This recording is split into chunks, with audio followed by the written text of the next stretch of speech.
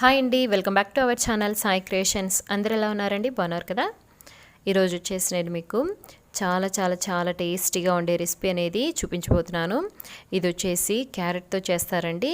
ఇలా చేస్తే క్యారెట్తో చాలా చాలా చాలా టేస్టీగా ఉంటుంది. ఇది రైస్కి కావచ్చు, చపాతీ కావచ్చు, పుల్కా కావచ్చు, దేంట్లోకైనా కూడా చాలా చాలా చాలా బాగుంటుందండి. దీన్ని తప్పకుండా మీరు ట్రై చేస్తారు చూశాక. సో దీనికోసం వచ్చేసి నేను ఇక్కడ క్యారెట్ అనేది ఒక పావు కేజీ పైనే తీసుకున్నానండి.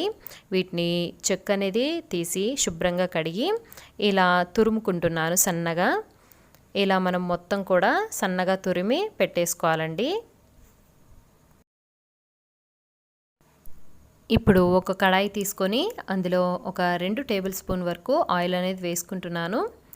ఇందులో తాలింపు గింజలండి, అంటే శనగపప్పు, మినపప్పు, ఆవాలు, జీలకర్ర, ఈ 4 కూడా వేసి కొంచెం లైట్గా ఫ్రై అయ్యేలా వేయించుకుంటున్నాను.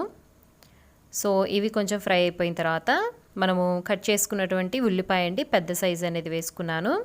అవే చిన్నవి అయితే ఒక 2 అనేది వేసుకోవాలి. సో అలాగే ఒక 3 పచ్చిమిర్చి అనేవి ఇక్కడ నేను నిలువుగా చీరి వేసుకుంటున్నానండి. ఇప్పుడు మనం ఆల్రెడీ తురుము పెట్టుకున్నాం కదా, ఆ క్యారెట్ తురుమును వచ్చేసి ఇందులో వేసుకొని మనము మొత్తం కలుపుకోవాలి నీట్గా.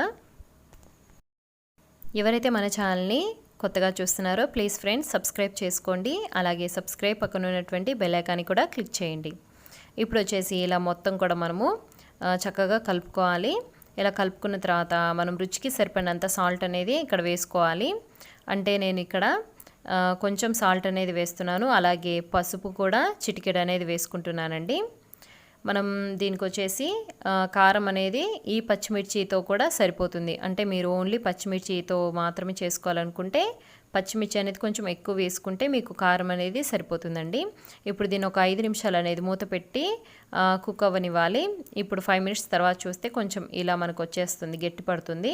ఇలా గట్టి పడిన తర్వాత కొంచెము కారపొడి అండి, అంటే ఇది సాంబార్ కారం కావచ్చు, లేదంటే మనం కూరలో వేసే కారపొడి కావచ్చు, ఇలా వేసుకొని కలుపుకోవాలి. సో ఇది చాలా చాలా ఈజీగా తొందరగా రెడీ అయిపోతుంది. మనకు 10 నిమిషాల్లో రెడీ అవుతుందండి. ఇది వచ్చేసి మనకి రైస్లోకి, పుల్కా, చపాతీ, ఇలా దోశలోకి, దేంట్లోకైనా కూడా చాలా చాలా టేస్టీగా ఉంటుంది.